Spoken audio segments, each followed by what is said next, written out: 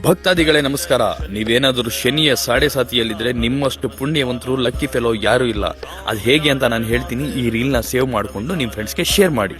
ನೋಡಿ, ಶನಿಯ ಸಾಡೆ ಸಾತಿಯಲ್ಲಿ ಶನಿದೇವ ನಮ್ಮೊಂದಿಗೆ ಒಬ್ಬ ಟಫ್ ಟಾಸ್ಕ್ ಮಾಸ್ಟರ್ ಆಗಿ, ಒಬ್ಬ ಆರ್ಮಿ ಚೀಫ್ ತರ, ಒಬ್ಬ ಗುರುವಾಗಿ ನಮ್ಮ ಜೊತೆ ನಿಂತಿರ್ತಾನೆ.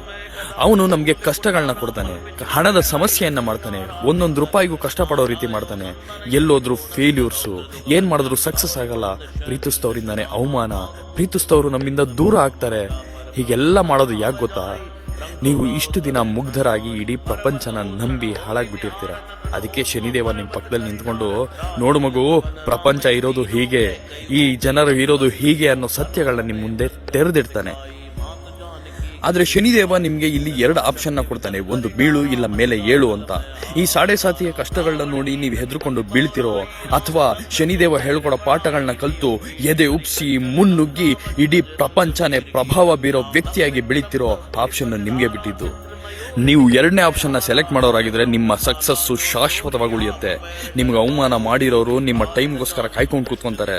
ಹಣದ ಹೊಳೆನೆ ಹರಿದು ಬರುತ್ತೆ. ನೀವೇನು ಮುಟ್ಟಿದ್ರು ಚಿನ್ನ ಆಗುತ್ತೆ. ಸೊ ಹೆದರಬೇಡಿ. ಜೈ ಶನಿದೇವ ಅಂತ ಕಮೆಂಟ್ ಮಾಡಿ. ಇನ್ನಷ್ಟು ಮಾಹಿತಿಗಾಗಿ ನಮ್ಮ ಪೇಜನ್ನು ಫಾಲೋ ಮಾಡಿ.